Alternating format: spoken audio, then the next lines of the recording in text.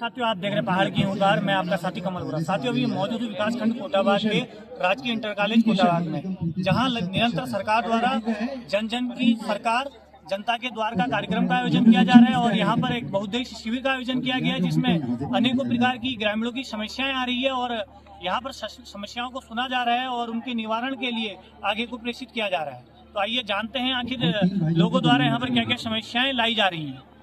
हमारे साथ हैं आशीष नेगी जी, जो कि विकासखंड कोटाबाग के निवासी हैं और निरंतर किसानों के हितों के लिए संघर्ष करते हैं और आज ये भी इस जनता दरबार के कार्यक्रम में पहुंचे हैं। तो आशीष जी, क्या समस्या है, आपने क्या क्या समस्याएं यहाँ पर रखी?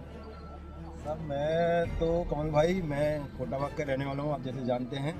तो मेरी ये क्या है कि कृषि से ही मेरी डिग्री है और 11 साल का मेरा एक्सपीरियंस है। इस बेस पे मेरे कुछ सवाल हैं जो यहाँ पर कृषि में कार्य हो रहा है कोटाबाग ब्लॉक के अंदर, नैनीताल डिस्ट्रिक्ट के अंदर।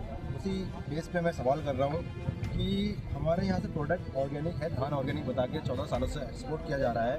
तो टेक्निकली क्या है कि ज़मीन ऑर्गेनिक होती है भाई। ज़मीन जब ऑर्गेनिक होती है तो हर प्रोडक्ट ऑर्गेनिक होना चाहिए, ना कि सिर्फ धान। तो ये अनियमितताएं क्यों हो रही है कि हमारा धान ऑर्गेनिक है और प्रोडक्ट ऑर्गेनिक नहीं है?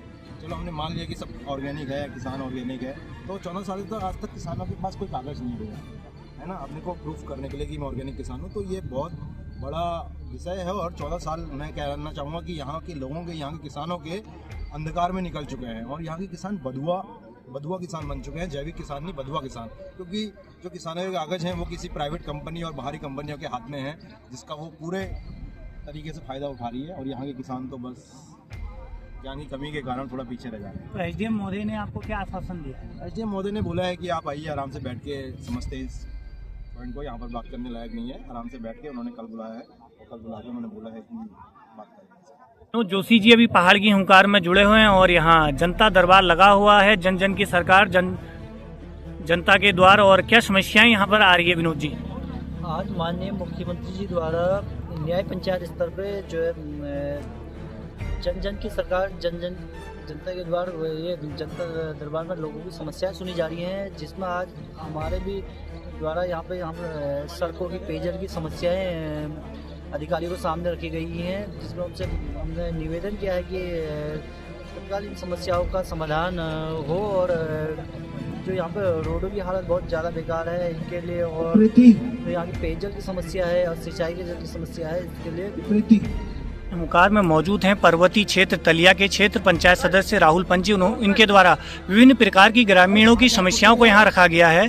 तो पंजी, क्या क्या समस्याएं आपने यहाँ रखी आज? देखिए, मुख्यतः तो जो इस समय कोटाबाग क्षेत्र की मुख्य समस्याएं हैं वह रोड की बड़ी विकट समस्याएं हैं। किसी भी ग्राम सभा में आप चले जाइए, रोडें जो है वो खस्ता हाल हैं और जनजीवन उससे अस्त व्यस्त हो रहा है। दूसरा, आज तो यह गिनती गाँव जो न्याय पंचायत है वहाँ के लिए जो जनता दरबार का आयोजन किया गया था, तो यहाँ पर एक जो गुरुणी नाले के समीप एक वन भूमि में अवैध मार्ग का निर्माण किया गया है लंबे समय से, तो उस पर यहाँ पर एसडीएम साहब को आज सूचित किया गया। और एक रणजीतपुर में जो मामला आया था वहाँ के प्रधान जी के द्वारा कि जो वहाँ पर जो ट्यूबवेल है, बोरवेल है, वह नियम संगत नहीं है, तो उसके द्वारा भी यहाँ पर सूचित किया गया।